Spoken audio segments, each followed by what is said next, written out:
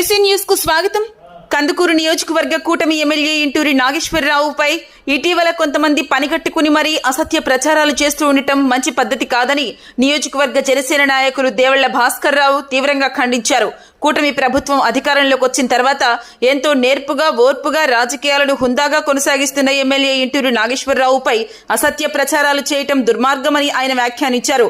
గతంలో ఎంతో రాజకీయ అనుభవం ఉన్న నాయకుల కంటే కొత్తగా రాజకీయాల్లోకి వచ్చినప్పటికీ నియోజకవర్గ అభివృద్ధి పట్ల నిరంతరం పరితపిస్తూ అనేక మందికి సీఎం రిలీఫ్ ఫండ్ ఇప్పించడంలో గానీ స్థానిక సమస్యలు వచ్చినప్పుడు వాటి పరిష్కారం కోసం ఎమ్మెల్యే స్పందిస్తున్న విధానం బాగుందని వారు కొనియాడారు.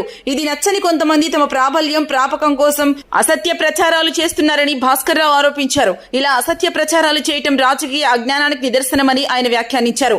కందుకూరు ఎమ్మెల్యే ఇంటూరి నాగేశ్వరరావు చట్టం తన పని తాను చేసుకుపోతుంది అని బలంగా నమ్మిన వ్యక్తి అని, కుట్రలకు కుతంత్రాలకు తావు లేదని ఆయన అన్నారు. అనవసరమైన ఆరోపణలు, వ్యక్తిగత దూషణలు చేసే వారికి ఎంతటి వారికైనా తగిన బుద్ధి చెప్తామని కందుకూరు నియోజకవర్గ జనసేన పార్టీ తరపున భాస్కర్ రావు హెచ్చరించారు.